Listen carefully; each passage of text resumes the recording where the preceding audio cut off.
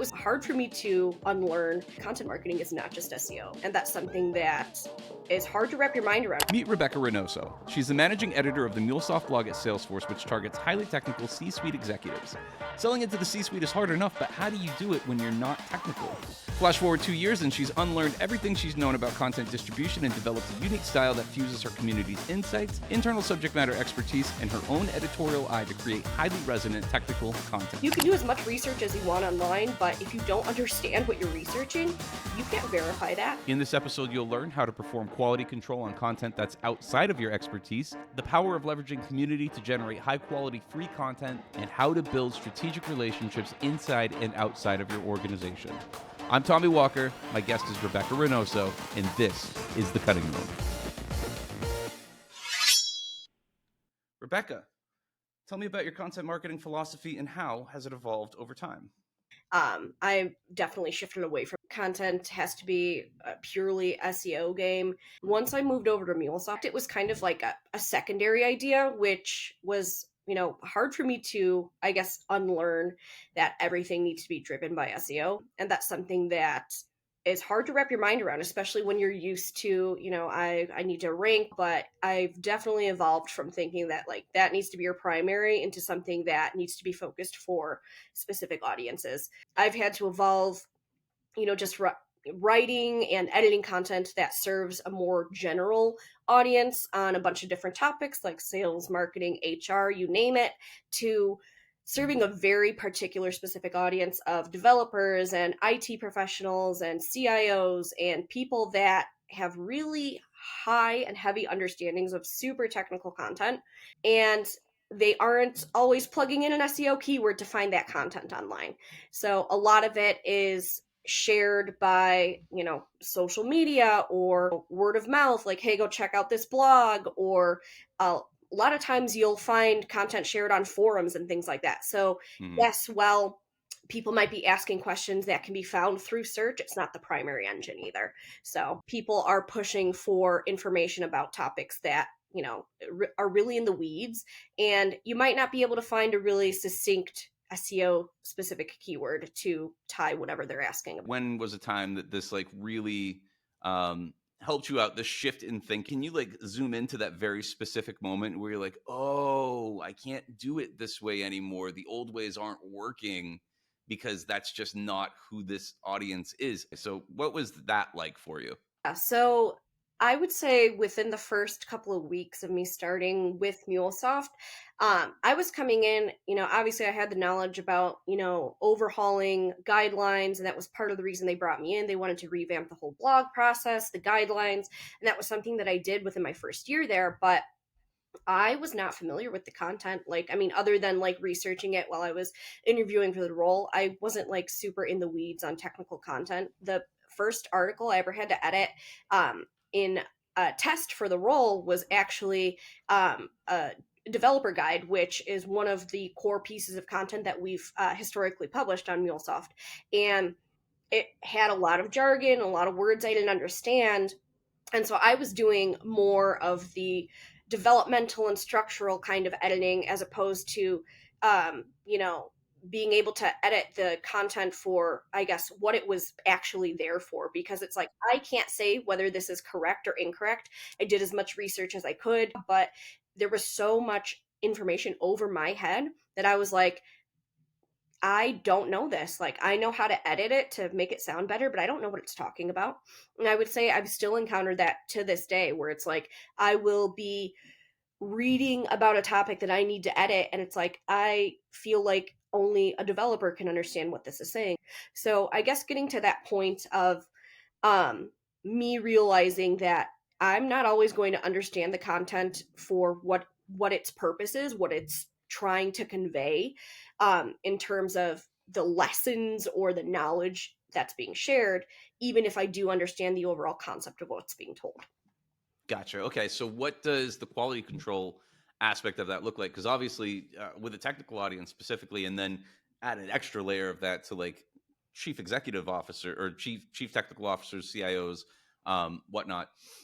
There's a huge BS detector, right? It's they're notorious for having that. So they're not searching over search. So you need to get that stuff in front of them. But then the other part of that is going, okay, I can make it sound good, but is it correct? What's your quality control aspect of that? I work directly with internal subject matter experts, which oftentimes are developers and solutions architects, and frequently our product marketing and integrated marketing teams as well, where I have product marketing experts who know the ins and outs of every product and can speak to, yeah, this how to developer guide absolutely makes sense, or no, the product doesn't work this way, or we don't have that functionality, or this is outdated and we have a new version. So I have frequently, especially with developer guides and anything about our product or offerings or anything that's more, heavily needs to be 100% precise, can't even be about a version that was, a couple months old. Mm-hmm. I need a second or third person to look through the content for the sake of understanding how something is supposed to work, and for being product experts or being an expert developer, somebody who's used the product or the brand for years and can actually be like, yes, this totally makes sense. No, this doesn't make sense. And a lot of times, especially with developer guides, I will have actual lines of code in a post. I can't read code, I can't write code. So I need somebody to help me out and make sure that, like, yes, everything looks the way it should. It reads correctly. If somebody were to plug this in, it would work. So I always need a second or third set of eyes, either somebody from our product marketing team or a developer or somebody of that nature. Sometimes we have, higher level architects and things like that who can come in and, give that once over to make sure that everything is actually accurate, because you can do as much research as you want online, but if you don't understand what you're researching, somebody Right. can say this is accurate or this is true, and you can't verify that, and I'm never going to have the mind that somebody who is a developer or product expert has, and so I need to pull on them to, have help and have support.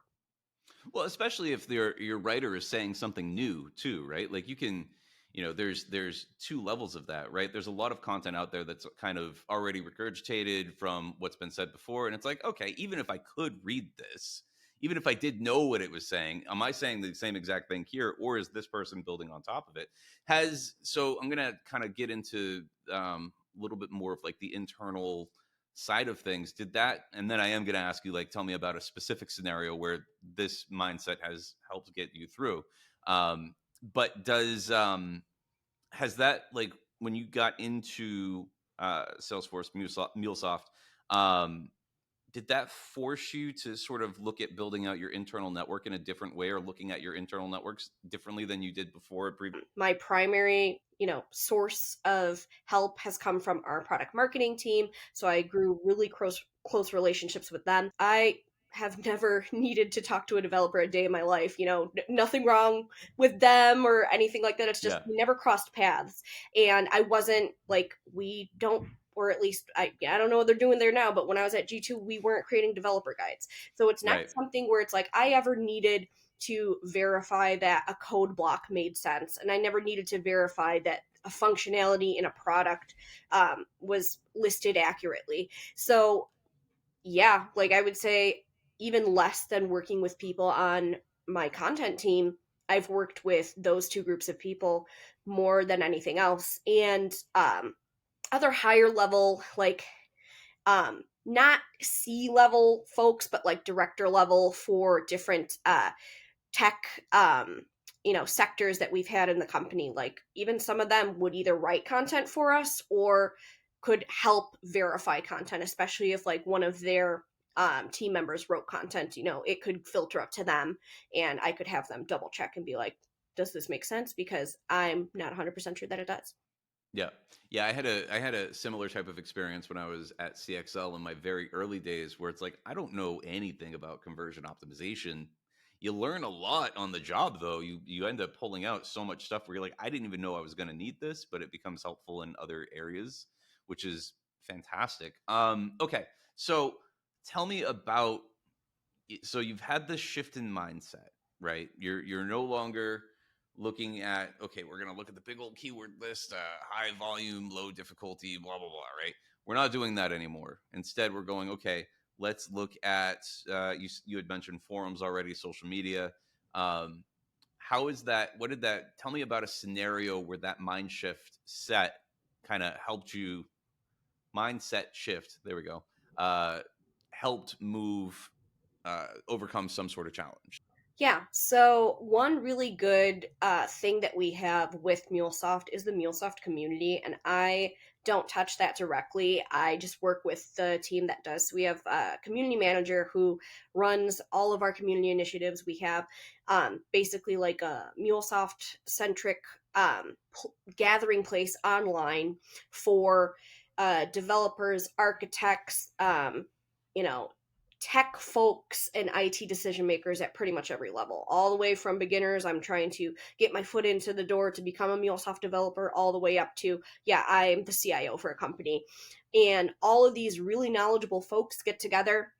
There's a LinkedIn like group. There are actual like in-person meetups in a lot of different locations. Like globally, there are meetups that are led by our ambassadors, who are basically people who've been in the MuleSoft community a long time and revered by their peers as like experts, and they can lead sessions about new product launches and new features and things like that. And also just like they have gatherings together. And where I come into this picture is I've worked with our community manager who facilitates those conversations, especially with our like very long-standing community members and ambassadors who we know are absolutely experts on specific facets of the MuleSoft product suite. And Mm-hmm. we work together to make sure that they're able to contribute content for us or refresh content that we have. That's a big push that we're actually doing for the next coming fiscal year, is to go back into old product content that Mm-hmm. is been sitting there for a couple years and it's not relevant anymore, and getting these community members who are 100% the most knowledgeable to write for us. And this has just been such a really good way to connect and collaborate with community members. These people are such brand champions. They don't even work for the company, but they know so much. They're so knowledgeable, and they have great information to share. And so just getting that onto the blog, getting that onto paper, so to speak, has been really valuable, because they know what they're talking about. They Yep. are willing to listen to feedback. They're like, okay, I know about the product, you know how to make it sound good, we can Mm-hmm. marry those two things together, and there's not pushback. If ever I'm commenting something where I'm like, hey, this doesn't make sense, it might just be, I don't understand what this means because I'm not an expert here. And they'll either explain it to me and be like, this makes sense because of this. Cool, we leave it alone. Or it'll be a situation where I'm like, this doesn't make sense. And they'll be like, you know what, you're right. Let's get rid of it. And so it's just really good. There's a lot of good collaboration there. And they also have built out these really good audiences of their own. Mm-hmm. That's a way that we're able to drive traffic too, by them sharing out their own content on social media, promoting themselves, their knowledge, and also our brand. So it's just, I don't know, it's just been really good to have them as a group for us to bounce ideas off of, and vice versa. And keeping your overhead down in the process. Yeah, absolutely. I'm sure the company loves that part in particular. All right, so tell me about your process from ideation to publication, and specifically when we get into the more quality control area, I'd love to learn a little bit more about the mechanics of that, how that works. Yeah, so I would say when I'm going through, especially for our content here, a lot of times with our product content, at least historically, this is something that I'm trying to change in the upcoming year, TBD. But something that I've basically dealt with in the past has been getting product content sent to me without Mm-hmm. me having any involvement until it's in front of me. And a lot of times, like, I would say there's two sides of our content. The stuff that's like really developer specific tends to perform super well. The stuff that's about the product, unless it's like a major release, kind of falters. Yeah, Um, and that's where like the it does. whole, That's pretty common. yeah. But like that's where the whole, I would say, argument of like whether or not SEO is still relevant for product marketing centered content falls in. And I would say yes, absolutely, because I have to basically go in and reverse engineer the blog to make sure that it's something that is valuable for our readers, can be searchable, because those kind of things, it's like we need our brand, we need our business name, we need the product name in there. And if, a lot of times the content that comes from the product marketing team, it'll talk, right in the very first sentence, it'll say, this is what the product is called, and then never talk about it again.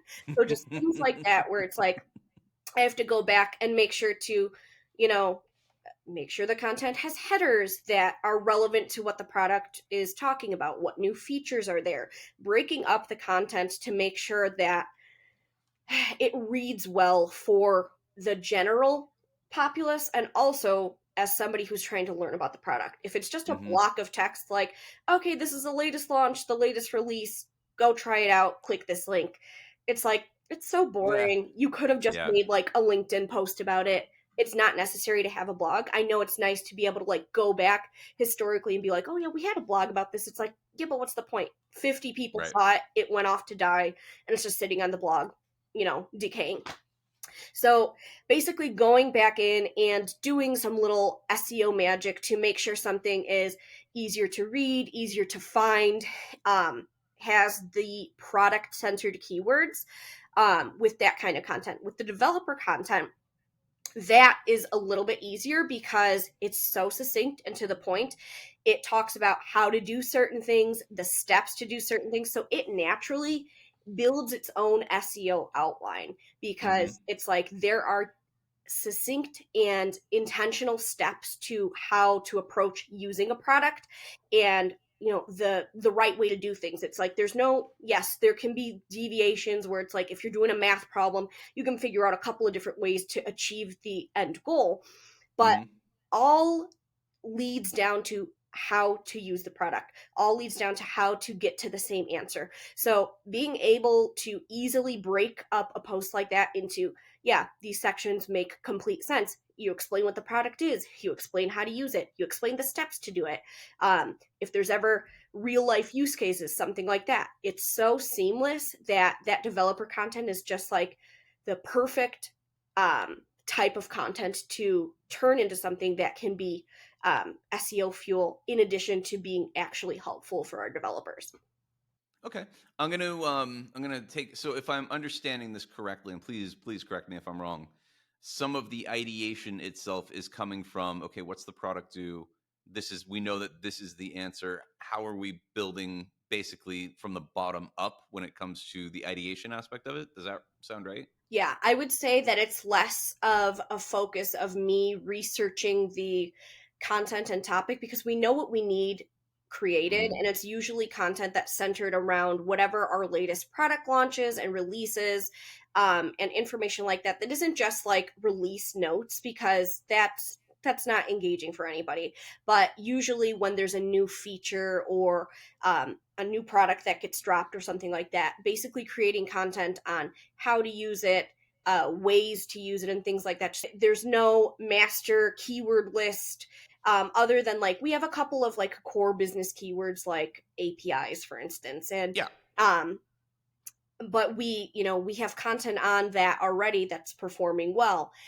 In more specific, like I would say content that comes through, requests for content that come through on a monthly basis are more focused on elements of certain products, and how Yeah. to use them. So it's less of, we want to generally explain to people what an API is, and more of how to create APIs through whatever this new product feature is. Gotcha. Okay. All right. That makes a lot of sense. You got a bit of a request engine, is what I'm hearing. Yeah. And then those ideas will come in, and then you're trying to match those from products up. And then, okay, so now you get the draft, you assign that out, you get the draft, you get the draft back, right? Obviously, these steps are kind of pretty standard. Yeah. Now what happens? Once you have the draft, you're going to do the edit. What's the QA process start to look like? Yeah. So I am definitely somebody who reads and edits at the same time. I know There's both good and bad to that. Some people would recommend reading the whole thing before you edit. Depending if it's a smaller blog, I might do that. But if it's something super long, I usually read and go along with it. Yeah, I'm not that person. I Yeah. have to do what you're doing. I don't know, it's just easier for me to consume as I move through Yep. a blog. And a lot of times I will just go through and first primarily verify information if there are claims or statements, sweeping statements like, you know uh, everyone does this or whatever, or something where it's like, hey, this seems like it's missing some information, it's missing a source. I will go back and see, do they talk about a source later on? I would say more times than likely, no. So, pinpointing like you're missing a source here. If sometimes, especially like with content that is about a product or something, there aren't any screenshots of images or gifs for demos and things like that. And it's like, we need this to be here visually in addition to you just writing a block of text, because Mm-hmm. I know there are so many visual learners out there, especially people where it's like, I literally am writing code to create whatever it is I'm creating. They need to see, and a lot of times there's very simple ways to, like, play around in whatever the product is, to create, like, visual content for it. So making sure that if there's opportunities to include visual content, that gets included. That's not something that I do. So I make sure that, especially if this person who's writing something has access to the tool and knows how to use it, it's like, go back in there and find something that's relevant to whatever you're talking about. So verifying sources, making sure there's visual elements, confirming that what they're saying is accurate, and also accurate to the time, that they're not referencing some product component that is dated by any great stretch of time. A lot of these products can, I would say, update like quarterly or biannually. And so making sure that it's like, if this is a recent update, we need to make sure that information is accurate and we're not referencing something that was relevant 2 seasons ago. So that's where those questions and pulling in other internal folks for help comes in, to make sure it's like, I can't keep up with all these product updates, but somebody can. It's somebody's Mm-hmm. job to do that. So I want to make sure that they're able to verify, yes, this is the most accurate, up to date. And then obviously things like structure. A lot of times, again, I will get chunks of text that don't have any kind of structure. I feel, especially with content that is geared to instruct, you don't need to talk about yourself. You need to talk about how it's going to help somebody else. And I always like to switch wording around so that we're saying, here's what you can do, here's how you can do this, here's what is being suggested to you to do. And I know, that can be, seem unnecessary, but I feel like it's more well received than, talking about like, oh, well, I do this and I find it successful. And it's like, okay, so is that going to work for everybody, or is that just something that works for you?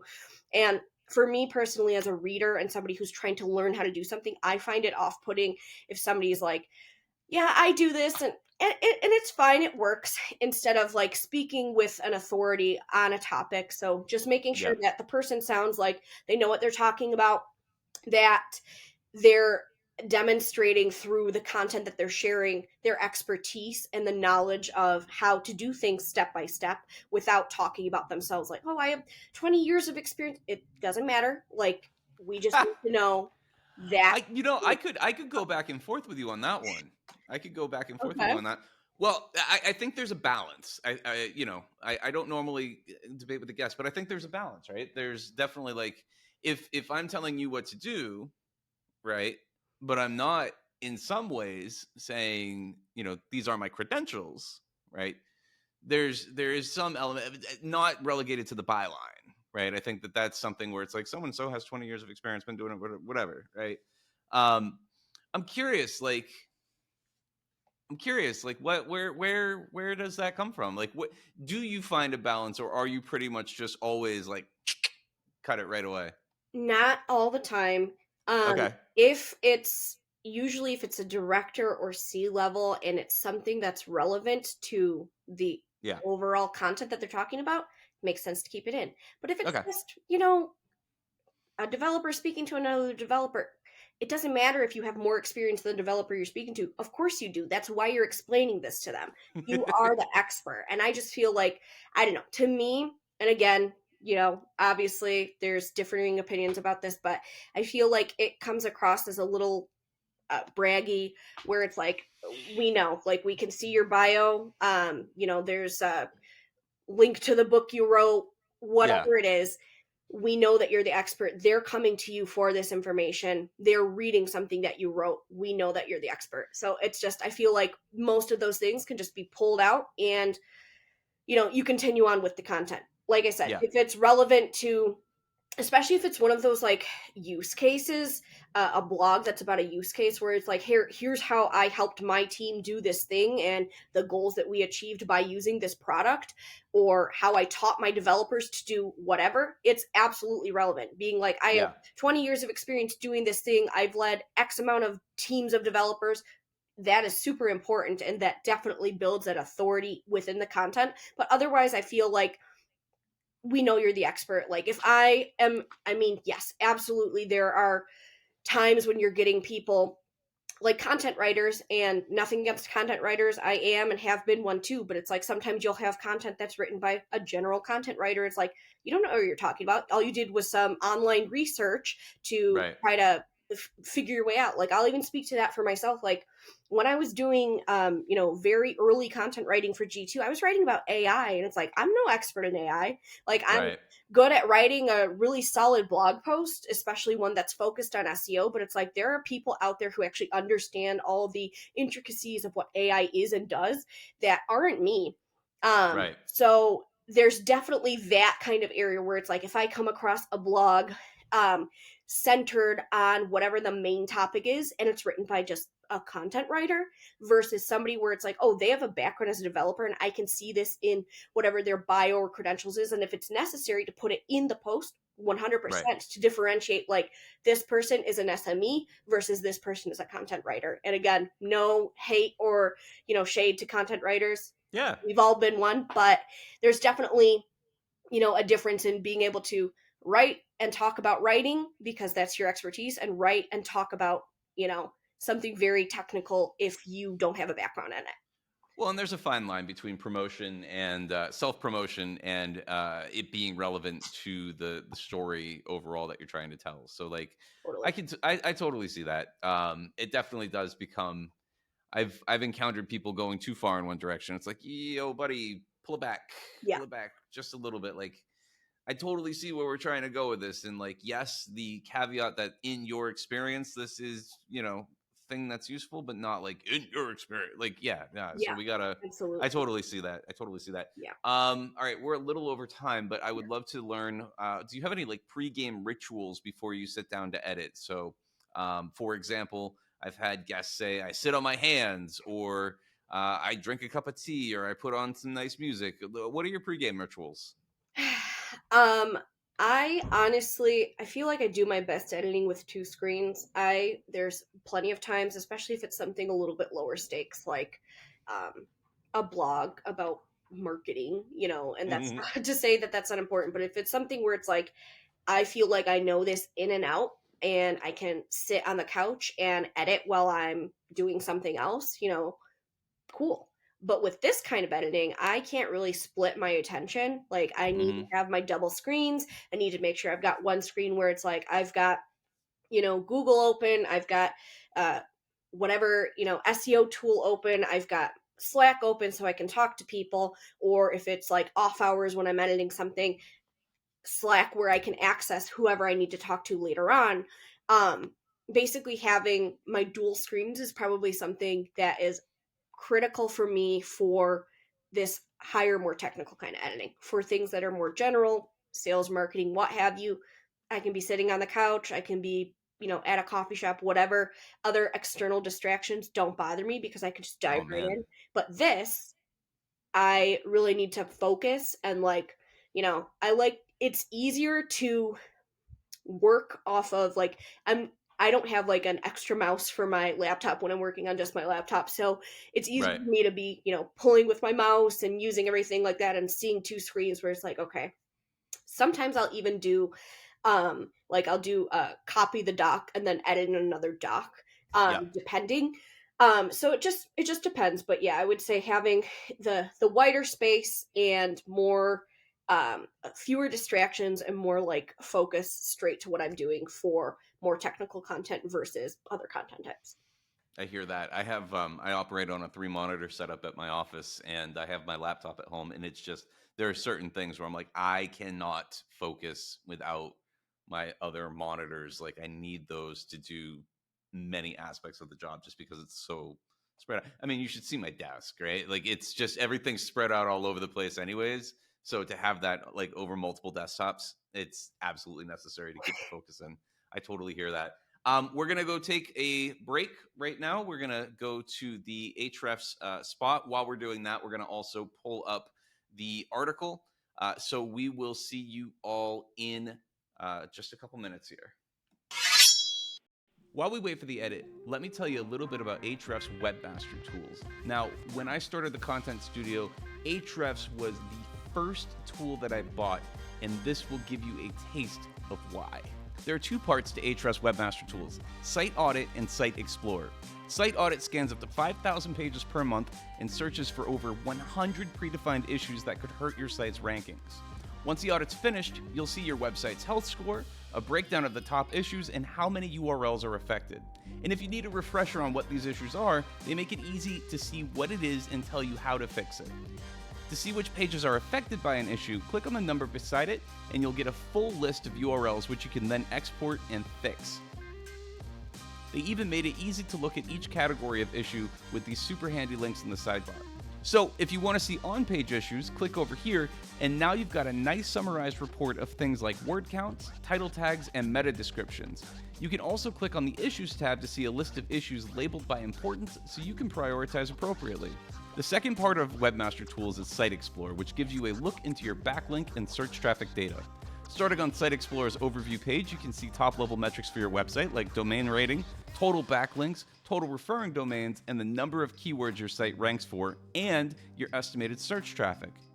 And right below that is an interactive graph that shows you how fast you're acquiring backlinks from unique websites, which is a good indicator of your site's popularity.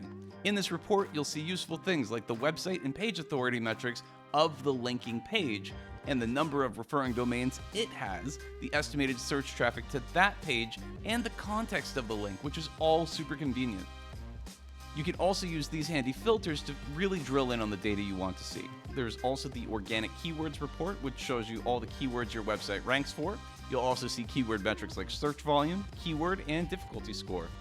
You can also see the top content on your site based on their popularity on these social networks. This only scratches the surface of what Webmaster Tools is capable of doing, and you can do this absolutely free. All you have to do is go to ahrefs.com/AWT and verify your site within just a few clicks. All right, let's jump back into the edit.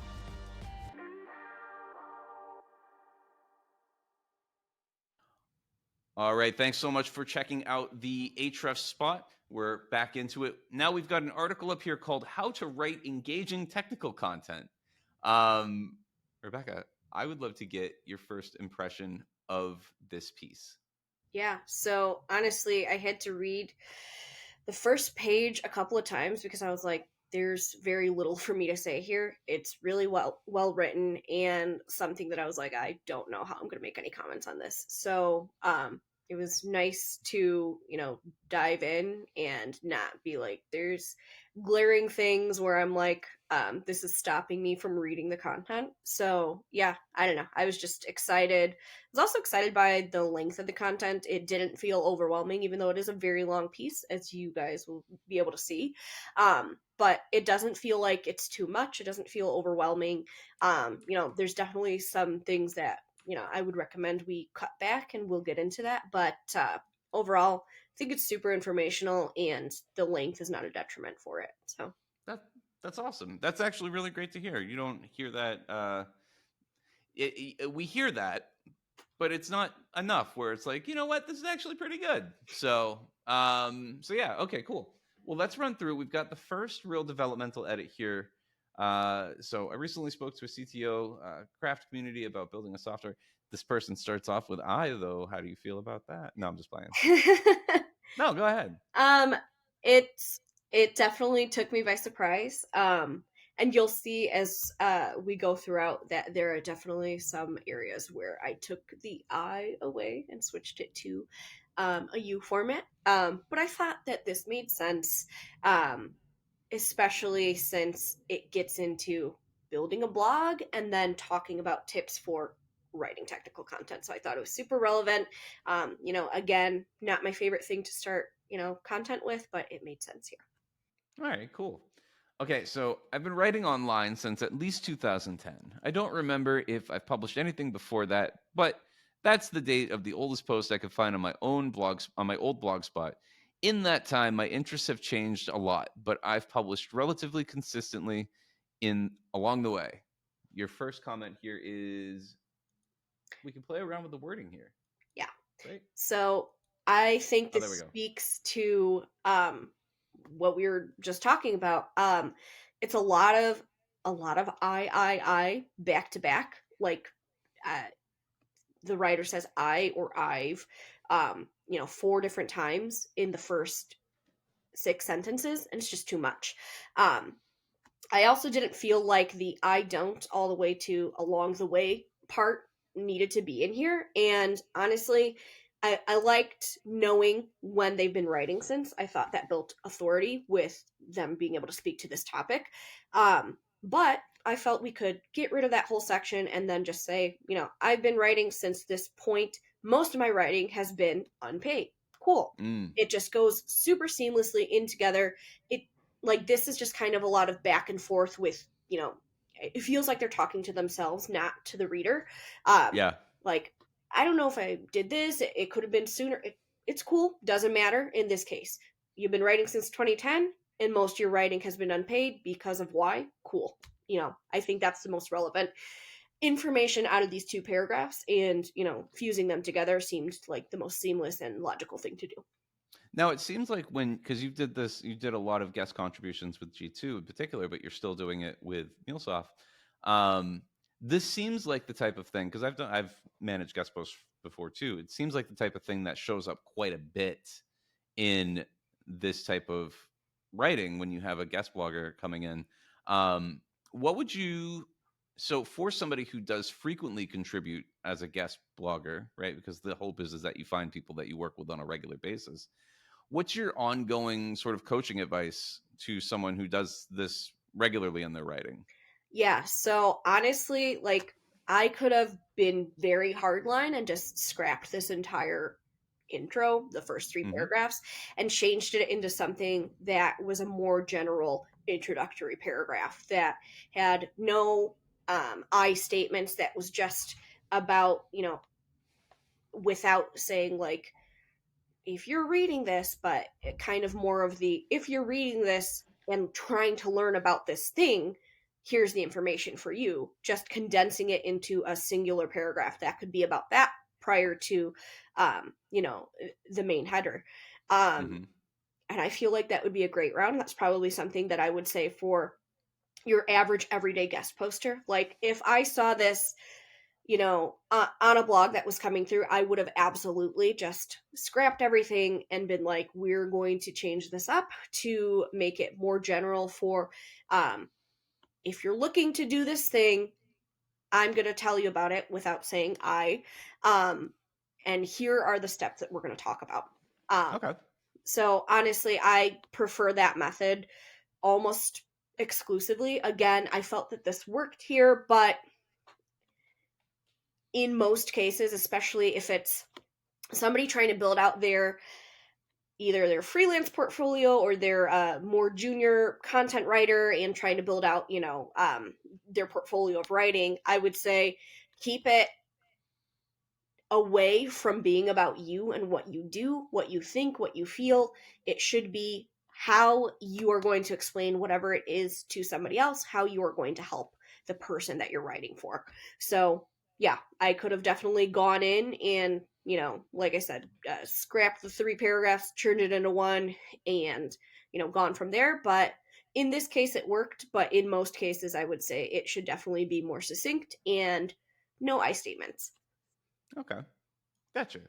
All right, cool. So we've got this next section here. Most of my writing has been unpaid work done purely because the topic interested me. But in the past year, since I've started draft.dev and turned writing into a career, I've started to think more critically about what makes good technical content. So you say here since 2022, I'd say specify when, right? Keep going. Yeah. So I wasn't clear. There's a couple of times when I comment this throughout the article. Um, when I was digging into a couple of the links and stuff, it seems like this might be an older article that, I was working on something that was written about 3.5 years ago. Um, that said, it's if you're refreshing an article, or even if it's something where it's like, hey, I had this, sitting in my, on the back burner, and now I want to publish this content. You need to make sure to not use like words that are tied to specific dates, Mm, unless you're using the actual year. When people like, what I was thinking for this is, and I even mentioned it there, since we're about to head into 2024, saying in the past year, what year? In 2023? Was it 2022? Was it when you wrote this in 2020? You know what I mean? So it's like, it's yeah. not clear. So if you're going to say over a certain time period, mention what that time period is, or use a more general phrasing like recently, or, over time, where it's like, it doesn't matter if that was, 3 months or 3 years. Yeah. Either, yeah, pick one. Basically, say the exact year or use a general time-based statement. I would, yeah, and if it's something that's supposed to be a little bit more universal, if it's universally relevant, probably stick with the general-ish time frame, right? Um, and then there's like this whole other experiential area too, where like if you have your date showing up somewhere, then there's like a slight cognitive disconnect I think can happen. Um, so that's yeah, that's all stuff to keep in mind just as a writer. Okay, cool.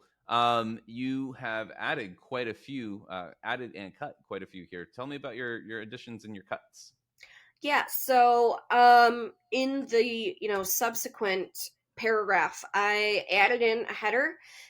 This is one of those blogs that would benefit from having, I feel like every blog benefits from having section headers, even if they're not always a perfect SEO keyword. It's just better visually, easier to consume, and this writer definitely got that down with having jump links here to each of their,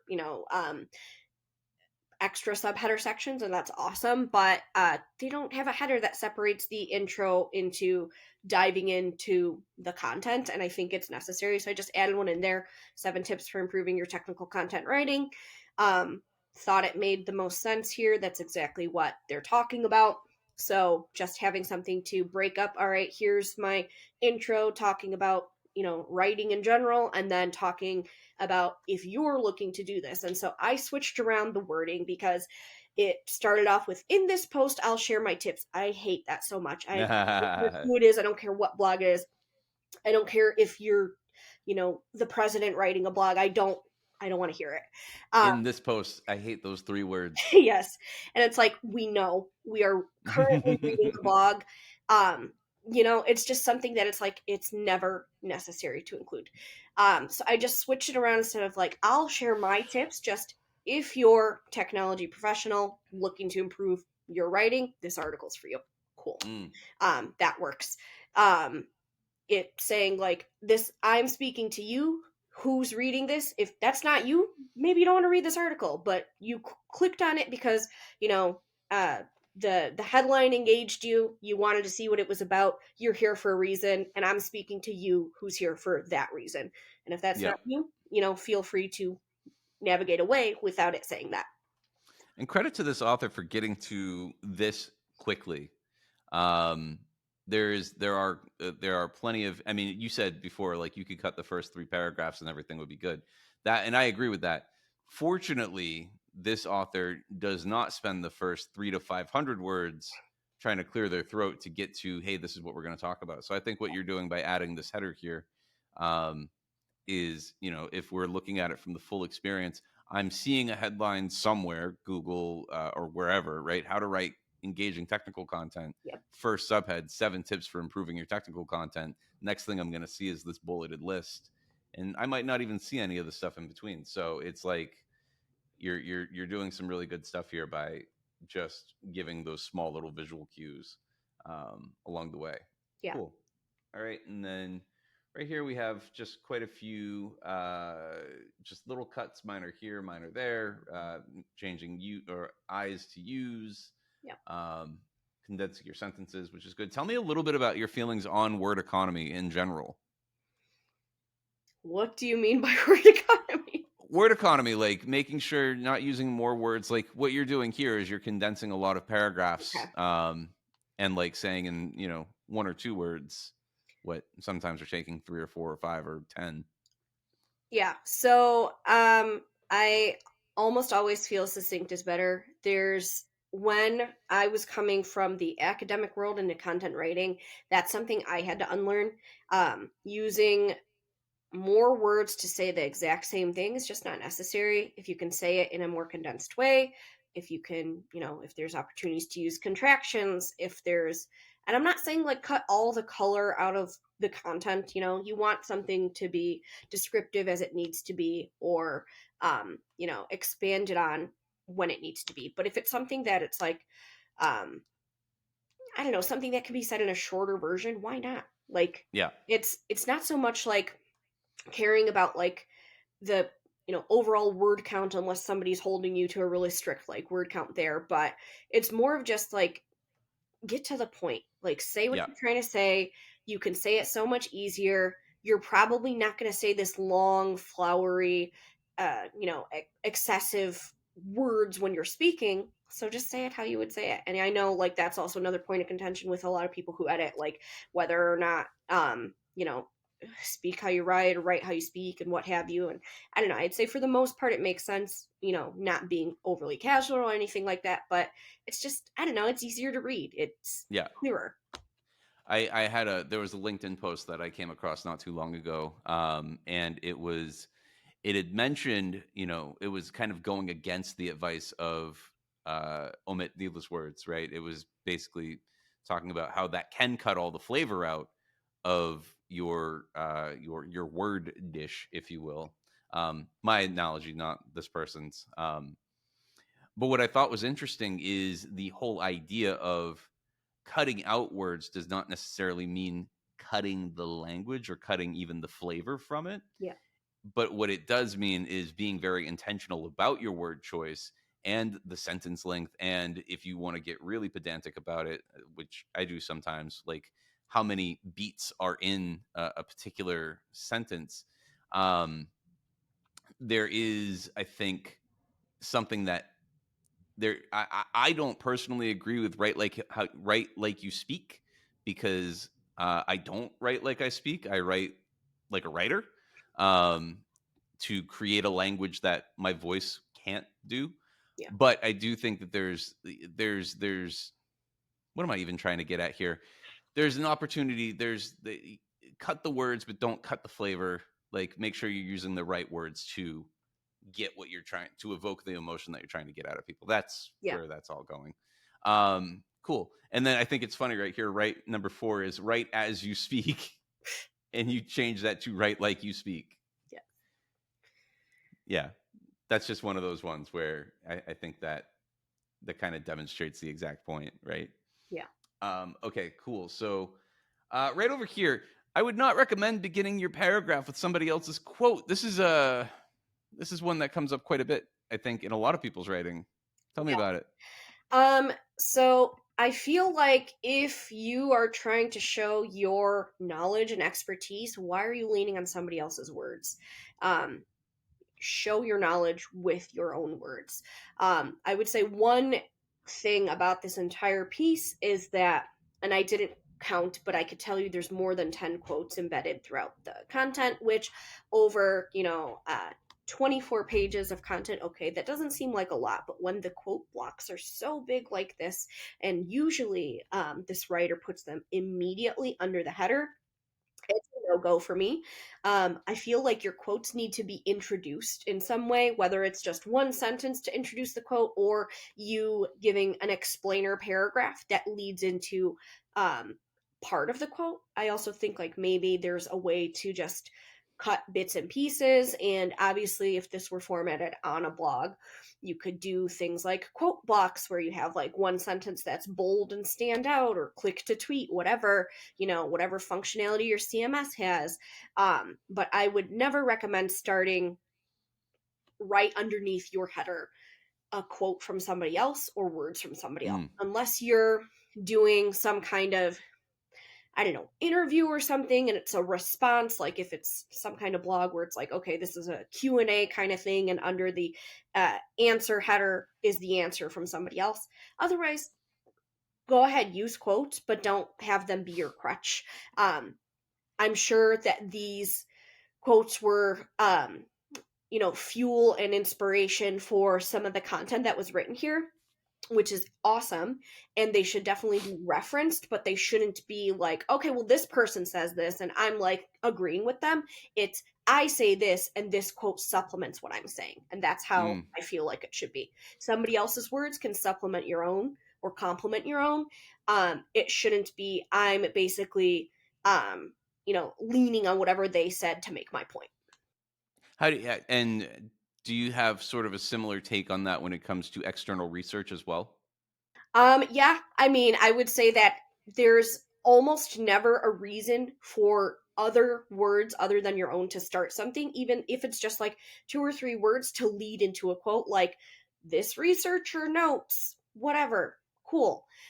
I don't know. I feel like smacking a quote there without any introduction to the quote is like, Yeah. okay. I mean, I guess you're considering the header to be the introduction, but I don't know. I feel like you should say at least a few words to get the reader prepared for, hey, this is what you're going to read, instead of just like, here's this quote, and also I will talk about something after it. I don't know. Yeah, the reason I asked that question specifically is we had a guest on quite a while ago now where they said, when you're leading in with somebody's quote or when you're leading in with somebody else's research and it's not supporting you, what you're doing is relegating your authority to somebody else. And instead of going, this is exactly what you were just saying, here's what I think, or here's what I know, here's something else that supports that. It's like, here's the thing that supports that. Now, this is why I think that's true. Yep. And then you become a reporter, not an actual like thinker Yeah. on this stuff. So I think that makes sense. I like that a lot, actually. uh let's see. Okay, so oh wow, yeah, it could just be me. Wait, where do we go here? Suggested rephrasing, stick with one of these. All right, let's go over here to the Ira Glass because now we're getting into another quote here. Yeah. So going to be assuming that the reader knows who this is, introduce him. Yeah. Yeah. That's something that happens a couple of times throughout this article. It's something that happens very frequently. You will have somebody who knows who these people are, and I mean, I had to look up and I had no idea who this was. Again, it could just be me. Maybe everyone knows who this is, but it's, you're not talking about a figure that everyone knows, like Right. Abraham Lincoln. Nobody needs to, I mean, yeah, Right. I'm sure somebody needs to look it up, but nobody needs to look up who is this person. It's like people don't know who that is well enough, or everybody doesn't know who that is well enough to not look it up. So just give a little introduction. Their whatever their profession is, whatever their job, whatever, if they're an author, cool. Say that. Yeah. Ira Glass is a very specific figure within writing circles, and definitely not as mainstream. Uh, he's a writer's writer, but not everybody knows Ira Glass. So I get where you're coming from there. Let's see. Okay, so replace. We got a lot of cuts here. Can you talk just overall about what some of these cuts are all about? Yeah, so I would say a lot of these were just changing, again, getting rid of some unnecessary words. So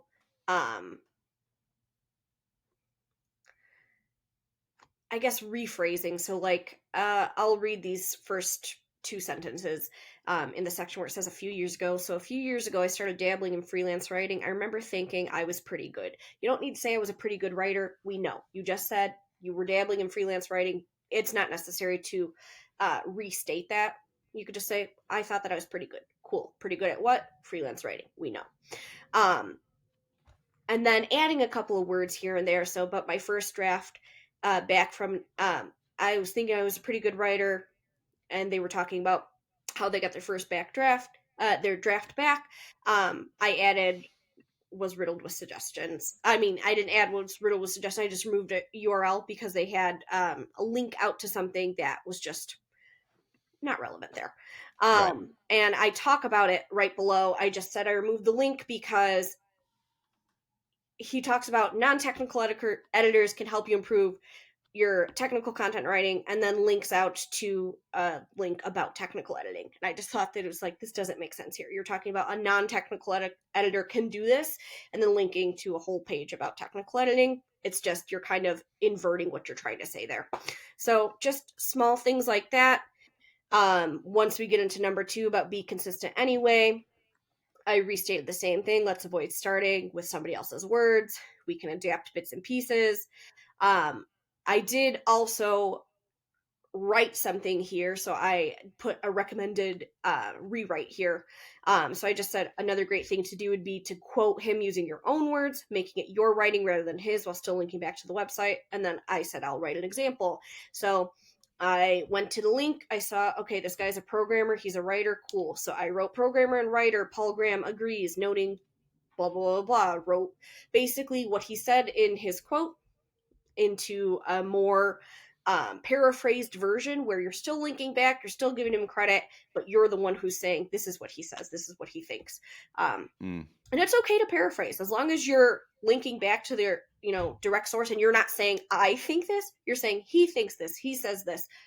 It's cool to paraphrase as long as you're giving credit, naming who they are, and linking back to the source. And that's another good way to still share quoted material without it just being like, here's a block of text from somebody else, every time. And making sure that the person's stuff isn't killing the momentum on what it is that you're writing. Totally. I think that's a big part of what I'm seeing through your edits here, is that it's a lot of momentum, and you're trying to help get rid of some of those stumbling blocks, but then make it clear along the way. Does that sound about right? Yeah. Okay, cool. Well, we're at time right now. So if anybody wants to take a look at this, we've got the link over here in the chat, but we also have access to the vault, which is access to this, as well as any of the other articles that have been edited on the cutting room. If you want to get access to that, you go to thecontentstudio.com/the vault, and you can have access there. Rebecca, are there any parting words that you'd like to give to the audience so they can think about how to make their stuff better in the future? I would say go back, self-edit, and then get an actual editor to look over your content, because a lot of times, writers can have a lot of good information and think that they can edit as well as they write, and I would disagree that but if you are an editor first and a writer second, I would say that you probably got your you got things going the way they need to be. But yeah, just make sure you do your own self-editing, cut things back, and then make sure that somebody is verifying that you're not missing anything. So awesome. Well, thank you so much, Rebecca, for coming on. I really appreciate you taking the time today. Again, if you want to get access to the vault, go to thecontentstudio.com/the vault, and you can sign up there. Or if you want to become a studio insider and get a lot more insights, learn what's going on in our week, we can talk about, we just had a series wrap up about writing better endings. Now we're in a series right now of looking at conflicts and obstacles. Take a look at thecontentstudio.com/studio insider. We're sending those out every week, and there's a lot of other stuff involved with that. Really cool things. Thank you so much, everyone, for tuning in, and we hope you have a great rest of the day.